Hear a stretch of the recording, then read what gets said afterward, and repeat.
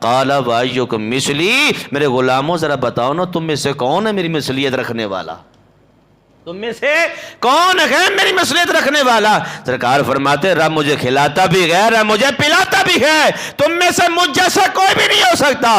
اگر کسی بدبخت نے یہ کہا کہ حضور ہمارے جیسے ہیں تو میرے امام احمد رضا خان رحمۃ اللہ کی تعالی علیہ خاموش نہیں رہ گئے، فرمایا کہ نہیں بدبختو تم کچھ اور ہو، حضور کچھ اور ہیں، تم حضور جیسے نہیں ہو سکتے۔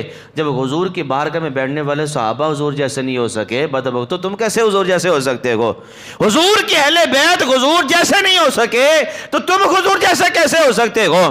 میرے اعلیٰ حضرت رحمۃ اللہ تعالی علیہ فرماتے ہیں کہ اب بھی میں اپنی طرف سے بات نہیں کروں گا، حضور کا فرمان بیان کروں گا۔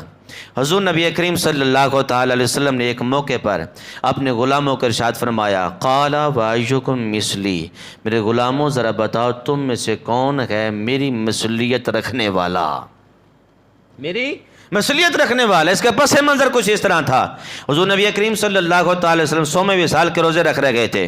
صوم وصال کا مطلب یہ ہے کہ 8 پہر روزہ رکھنا یا پھر ساری نہ کرنا، افطاری نہ کرنا، پھر اگلا روزہ رکھ لینا، یہ صوم وصال ہوتا ہے۔ صوم وصال کے حضور روزے رکھ رہے گئے۔ صحابہ کرام نیکیوں میں بڑے غریض تھے کہ جب بھی کوئی نیکی نظر آتی حضور نیکی کرتے ہوئے نظر آتے، صحابہ کرام بھی نیکی کرنا شروع کر دیتے، وہ نیکی والا کام کرنا شروع کر دیتے۔